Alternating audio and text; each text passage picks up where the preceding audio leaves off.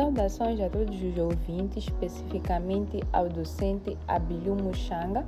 Respondo pelo nome de Âncora Jane Reginaldo Wamba, sou estudante do Instituto Superior de Comunicação e Imagem de Moçambique.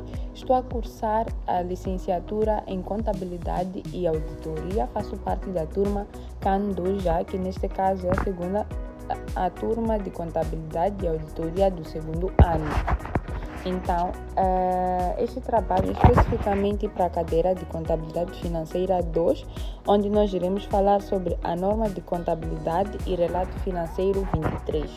Dizer que a norma 20 de contabilidade e relato financeiro número 23 trata sobre efeitos de alterações em taxas de câmbio. Mas, então vamos entender o que é isso de efeitos de alterações em taxas de câmbio. Mas qual é o objetivo dessa norma? O objetivo é simples. A norma tem como objetivo dizer como contabilizar quando a empresa faz negócios noutra moeda que não seja o metical, que é a nossa moeda, né? A norma resolve 3 situações. A primeira são transações em moeda estrangeira. Por exemplo, comprar mercadoria em USD ou vender para a África do Sul em Rand. Temos que saber a que taxa registrar e o que fazer quando a taxa muda. Segundo, tratar de operacionais no estrangeiro. São as filiais ou sucursais que a empresa tem fora de Moçambique. A norma geralmente diz como incluir as contas delas no nosso balanço em metical. Em terceiro lugar, temos a apresentação das demonstrações financeiras noutra moeda. Se uma empresa quiser apresentar as contas em USD para investidores estrangeiros, a norma de contabilidade e relato financeiro 23 diz como converter isso. No fundo, a norma 23 garante que as variações cambiais não distorçam o resultado de alguma forma das regras do jogo para converter e registrar cada uma das operações em moeda estrangeira. Então, agora vamos falar sobre o âmbito da norma de contabilidade e relato financeiro 23. Esta norma aplica-se em 3 casos definidos. O primeiro caso é na contabilização de transações em moeda estrangeira. Isso significa que ela é aplicada no dia a dia. Se importamos mercadoria e pagamos em USD, ou exportamos e recebemos em RAND, a norma basicamente diz que, como registro inicial, liquidação e atualização cambial no fim do período são necessários. O segundo ponto é na transposição de unidades, neste caso unidades operacionais no estrangeiro. Aqui nós falamos de filiais ou sucursais fora de Moçambique. Elas têm contas em moeda local. A norma 23 manda converter balanço e demonstração de resultados para meticais, ou seja, para consolidar essas demonstrações. O terceiro ponto é na transposição para a moeda de apresentação. Isso acontece quando a empresa decide apresentar as demonstrações financeiras numa moeda diferente da funcional. Por exemplo, a empresa trabalha em metical, mas quer mostrar as contas em USD para um investidor americano. De forma resumida, geralmente usa-se para registrar operacionais pontuais em moeda estrangeira, como eu já havia dito, para consolidar filiais de fora e para traduzir as contas para outra moeda que não seja a moeda nacional. Antes de aplicar a norma 23, temos que dominar 3 conceitos principais. Que neste caso são parecidos, mas não são iguais. O primeiro conceito é a moeda funcional. A moeda funcional é a moeda do ambiente econômico principal onde a empresa opera. Essa moeda é a moeda que influencia preços de venda, custos e salários em Moçambique. Para 95% das empresas, a moeda funcional é um metical, que neste caso é ela que faz com que façamos a contabilidade no dia a dia. O segundo ponto é a moeda estrangeira, ou seja, o segundo conceito é moeda estrangeira. É simples porque é qualquer moeda que não seja a funcional. Se a funcional é metical, então USD, Euro, Rand, isso tudo são moedas estrangeiras. As transações nessas moedas têm que ser convertidas. O terceiro conceito é moeda de apresentação. Essa é a moeda em que a empresa escolhe apresentar as demonstrações financeiras. Pode ser igual ou diferente da funcional. Por exemplo, a empresa moçambicana com moeda funcional metical, mas apresenta as contas em USD porque o acionista principal é americano. A funcional não muda, só a forma de apresentar. Neste caso, funcional é com a moeda com a qual opero, estrangeira é todas as outras moedas, a apresentação é com que mostro as contas. A norma 23 não deixa a moeda funcional à escolha da empresa. Temos 4 critérios hierárquicos para determinar. O primeiro é a moeda que influencia preços de venda, que neste caso é a moeda que mais pesa na definição do preço dos bens e serviços. Se vende semente e o preço é definido pelo mercado local em metical, é um ponto para o metical. Segundo, a moeda que influencia custos. Aqui entram os salários, matérias-primas, rendas. Se a tua folha de salário é em metical e compras matéria-prima em metical, ponto para metical. Este é o critério mais forte. O terceiro, que neste caso é a moeda associada ao financiamento. Em que moeda contrais empréstimos e emites instrumentos financeiros? Se te financias junto de bancos locais em metical, é mais um indicador. Quarto, é a moeda em que os recebimentos são retidos. É a moeda, neste caso, com que geras caixa e pagas dividendos. Se recebes em USD, mas convertes logo para metical para operar, a retenção é em metical. Os dois primeiros critérios têm mais peso. Se der empate, olhamos para financiamento e retenção de caixa. Agora, em que moeda devemos pagar salários e impostos? Essa é quase sempre a moeda funcional, porque é a moeda que sustenta a operação. Quando a empresa tem filial ou sucursal fora, não basta aplicar os 4 critérios normais. A norma 23 manda olhar 4 fatores adicionais para decidir se a moeda funcional da filial é a local ou a da empresa mãe. Primeiro é o grau de autonomia. A filial decide preços, contrata, produz sozinha. Se sim, aponta para a moeda local. Se só executa ordens da sede, aponta para a moeda da mãe. Segundo é o volume de transações com a empresa mãe. Se 90% das vendas da filial são para a sede em Maputo, ela é uma extensão funcional. A moeda funcional será, neste caso, metical.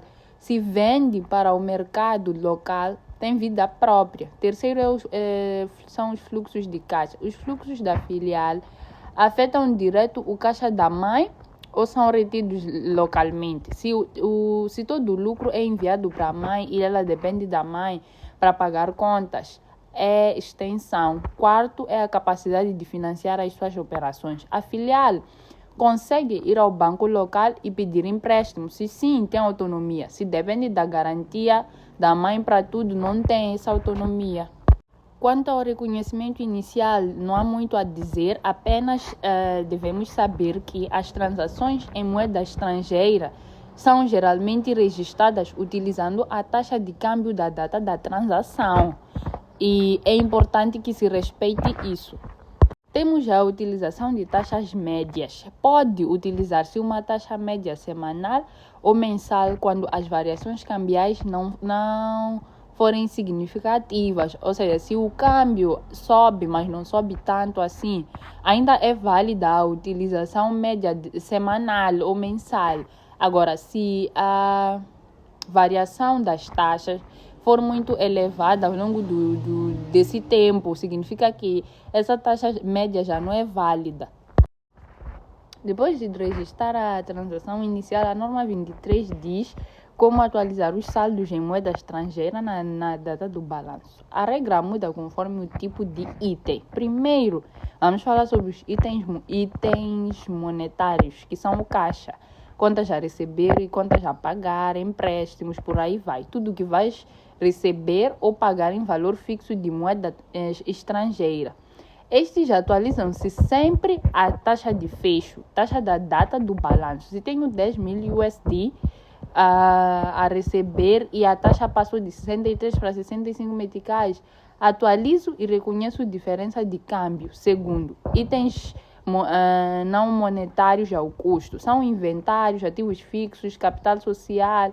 Estes não se atualizam, mantém a taxa histórica, a taxa da transação. Comprei uma máquina por 100 mil USD, quando a taxa era 62. Fica registrada a 6 milhões e 200 meticais até ao abate. Mesmo que a taxa hoje seja 65, isso vai continuar. Terceiro, temos os itens ao justo valor, que são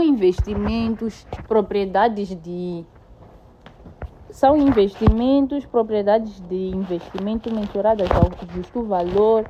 Aqui usa-se a taxa da data da avaliação. Se reavaliei o prédio em USD a 31 de dezembro, uso a taxa de 31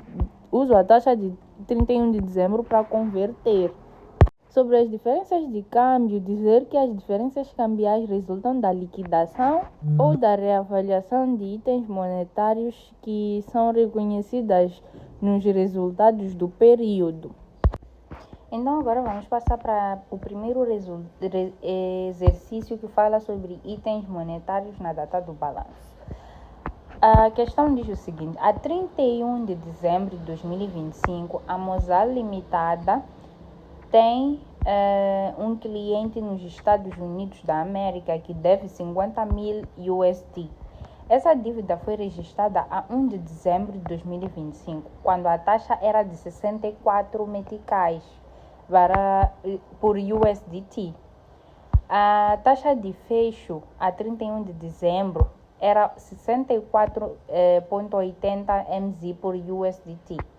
Pede-se lançamento de atualização a 31 de dezembro de 2025. Agora vamos para a resolução. Aqui, o primeiro passo é ver se é item monetário. Primeiro temos que ver clientes igual a valor a receber em quantia fixa de moeda estrangeira, ou seja, é item monetário. A regra da norma 23 é que se for item monetário, atualiza-se a taxa de fecho na data do balanço. O segundo passo é calcular o valor inicial pelo valor no fecho. O valor inicial, neste caso, são 50 mil USD, vezes 64, que vai ser igual a 3 milhões e 200, que é o que está no balanço. O valor a 31 de dezembro era 50 mil USD, vezes 64,80, que neste caso nos dá 3 milhões e 240 mil. É o que deve estar. A diferença é a seguinte: 40 mil meticais, que são os 3 milhões e 240 mil, menos 3 milhões e 200. O terceiro passo é fazer o lançamento. Como o metical desvalorizou, o valor a receber em USD vale mais em MZ, ou seja, é um ganho para nós. O lançamento a 31 de dezembro seria clientes no valor de 40 mil, que aumenta o ativo, e a crédito de ganho cambial, que também são 40 mil, e vai para o resultado. De seguida, temos o exercício 3, que fala sobre item não monetário ao custo. A questão diz o seguinte: a 10 de novembro de 2025, a empresa comprou uma máquina por 100 mil USD. A taxa era de 62 meticais por USD. A 31 de dezembro de 2025, a taxa passou a ser 65. Aqui pede-se por que valor fica a máquina no balanço de 31 de dezembro. O primeiro passo é classificar o item máquina igual ativo fixo tangível, para começar. Não vais receber nem pagar valor fixo em USD por causa dela. Nesse caso, é um item e não é monetário. O segundo passo é ver o método de mensuração. O enunciado não fala em reavaliação, então está ao custo histórico. A regra da norma 23 é o seguinte: item não monetário mensurado ao custo histórico não se atualiza, mantém a taxa da transação original. Neste caso, vamos fazer 100 mil USD vezes 62, que nos dá 6 milhões e 200. A resposta correta para esta questão é 6 milhões e 200 mil meticais, mesmo com a taxa a 65 no fecho, não se mexe, ou seja, o lançamento ficamos sem lançamento. Temos outro exercício que fala sobre unidade operacional no estrangeiro. Neste caso, extensão versus autônoma. A Mozal Limitada abriu filial em Lisboa que só monta produtos enviados da sede. Então, vende 95% para a sede. Não se financia sozinha, recebe instruções de preços de Maputo. Pede-se o que aqui se quer é saber se a filial é extensão ou autônoma. E também quer-se saber qual a moeda funcional da filial. O primeiro passo é aplicar os 4 fatores adicionais da norma 23. Primeiro,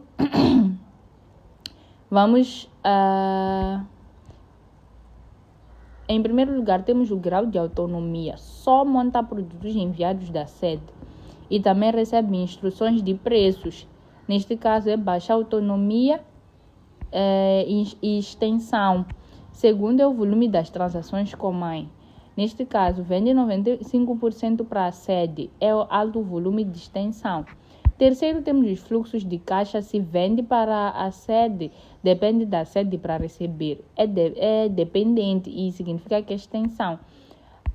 Temos já o quarto ponto, que é a capacidade de financiamento. Não se financia sozinha, sem capacidade. Neste caso também é extensão, o que quer dizer que responde à extensão. É o tipo extensão, porque todos os fatores indicam que realmente trata-se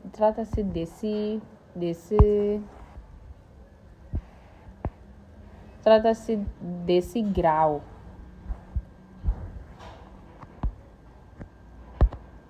Temos aqui um exercício que diz o seguinte: em março, de uma empresa moçambicana, adquiriu um equipamento fabril por $1.980.000 norte-americanos.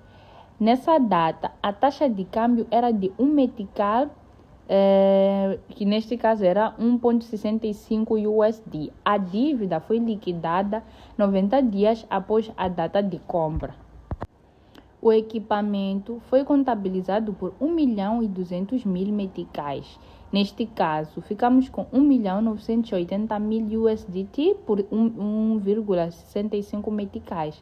Na data do pagamento, a taxa de câmbio é de 1 metical por 1,75 USD. Como deve ser contabilizada a diferença de câmbio? Bom, aqui vamos partir logo para a resolução. Vamos registrar a compra, neste caso, na conta 32, ativos tangíveis, e a sua subconta equipamento básico, no valor de 1.200.000, do qual falei lá na leitura do exercício.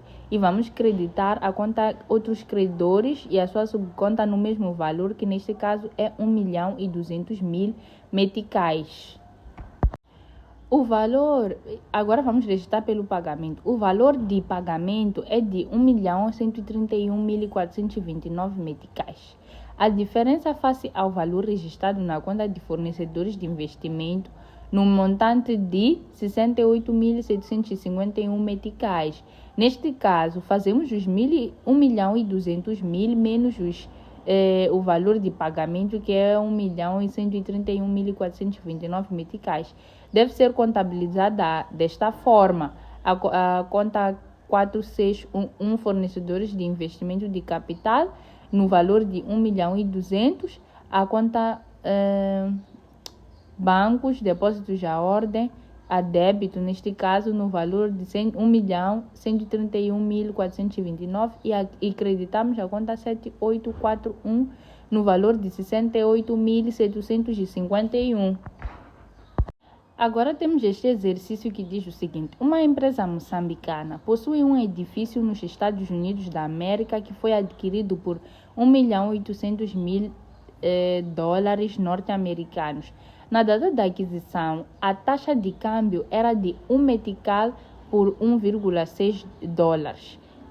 Na data do balanço, o valor recuperável do edifício foi revisto para $1.620.000 norte-americanos, sendo a taxa de câmbio um metical por 1,8 USD, ignorando o efeito das amortizações do período. Indique o valor que deverá ser registrado como imparidade do período.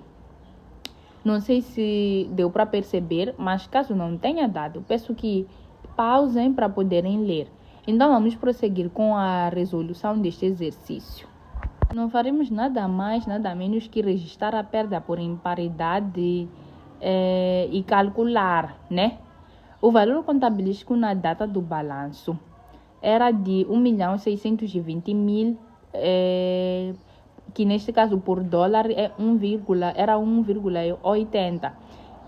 Então, significa que foram 900.000 meticais calculando. De seguida, temos o custo histórico, que fazemos 1.800.000 por 1,6 dólares. Neste caso, calculando, nos dá 1.125.000 meticais.